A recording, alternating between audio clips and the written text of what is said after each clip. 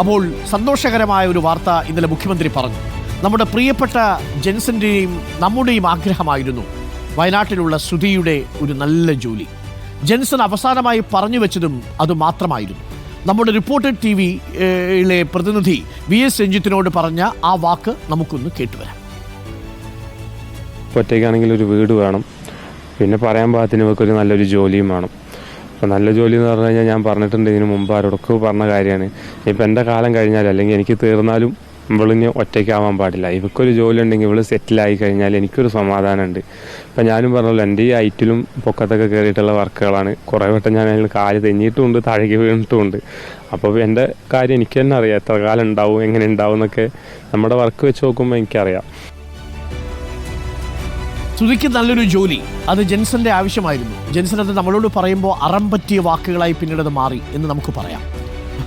ശ്രുതി ആശുപത്രിയിൽ നിന്ന് വീട്ടിൽ തിരിച്ചെത്തിയതിനു ശേഷം റിപ്പോർട്ടറുമായി നമ്മുടെ കോഫി വിത്തിലുണ്ടെന്ന ഈ പ്രഭാത പരിപാടിയിൽ സംസാരിച്ചപ്പോൾ നമ്മൾ മന്ത്രി ശ്രീ കെ രാജനെയും ടെലിഫോണിൽ ബന്ധപ്പെട്ടിരുന്നു. അന്ന് മിനിസ്റ്റർ നമ്മളോട് ചില കാര്യങ്ങൾ പറഞ്ഞു.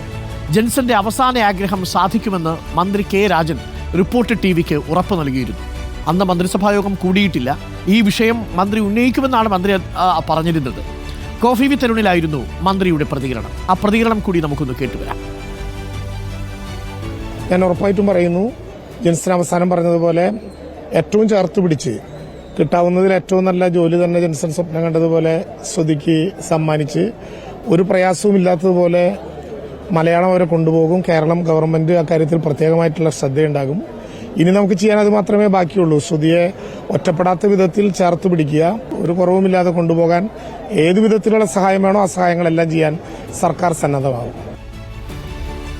മന്ത്രി കെ രാജൻ തന്നെ നമുക്കൊപ്പം ചേരുന്നു. മന്ത്രി കെ രാജൻ റിപ്പോർട്ടർ TV-ക്ക് നൽകിയ ആ വാക്ക് പാലിച്ചു, കേരളത്തിന് നൽകിയ വാക്ക് പാലിച്ചു. നമുക്കൊപ്പം മിനിസ്റ്റർ നേരിട്ട് ചേരുന്നുണ്ട്. Minister, very good morning. വളരെ സന്തോഷമുണ്ട്.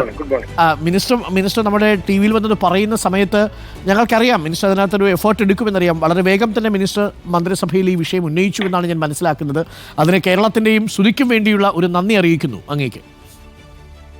വയനാട് ദുരന്തവുമായി ബന്ധപ്പെട്ട നേർക്കാഴ്ചകൾ ദിവസങ്ങളോളം നേരിൽ കണ്ട് കാണേണ്ടി വന്നവരാണ് നമ്മളെല്ലാവരും.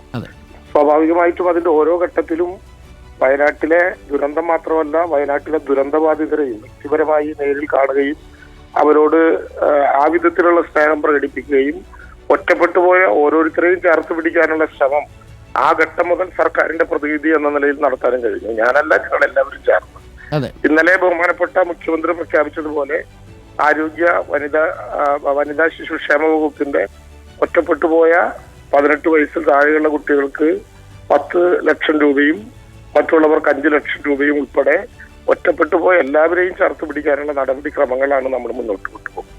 ഇവിടെ നേരത്തെ അരുൺ പറഞ്ഞതുപോലെ ജെൻസന്റെ മരണം നമുക്കൊരു വല്ലാത്ത ആഘാതമായിരുന്നു. കാരണം ശ്രുതി ഒറ്റപ്പെട്ടു പോയിട്ടും ശ്രുതിയുടെ വീട്ടുകാർ അന്ന് നമ്മളോട് ചൂരൽമലയിൽ വെച്ച് പറഞ്ഞത്, ഇനിയൊരു പുനരധിവാസം നോക്കുമ്പോൾ അവൾക്ക് പ്രത്യേകിച്ച് സ്ഥലം നോക്കണമെന്നില്ല, വിവാഹം ഉറപ്പിച്ചു, വിവാഹം കഴിഞ്ഞില്ലെങ്കിലും ഞങ്ങൾ കൊണ്ടുപോയിക്കോളാം, വേറെ പ്രയാസങ്ങളൊന്നും ഉണ്ടാകില്ല. അതിനുശേഷം നമ്മൾ എപ്പോഴും ഇവരെ ഒരുമിച്ചാണ് കാണുന്നത്. ശ്രുതിയെ കുറിച്ചായിരുന്നു ജെൻസന്റെ എപ്പോഴും ഉള്ള ഒരു ഒരു ഒരു അഭിപ്രായവും അവരുടെ പ്രധാന കൺസിഡറേഷനും. തീർച്ചയായിട്ടും വീട്ടുകാരെല്ലാവരും നഷ്ടപ്പെട്ടു, ഇനി ആകെ ബാക്കിയുള്ളത് ഏറ്റവും പ്രിയപ്പെട്ടവരാണ് എന്ന് കണ്ടൊരുമിച്ച് നടന്നിരുന്ന ശ്രുതിയും ജെൻസനും പെട്ടെന്ന് അതിൽ നിന്ന് ഒരാൾ ഒറ്റപ്പെട്ടു പോവുക എന്ന് പറയുന്നത് നമുക്ക് സങ്കടത്തോടെ അല്ലാതെ മനസാക്ഷിയുള്ള ഒരാൾക്കും കരുതാനാകില്ല. അത്ര പ്രയാസപ്പെട്ട ഒരു ഘട്ടം.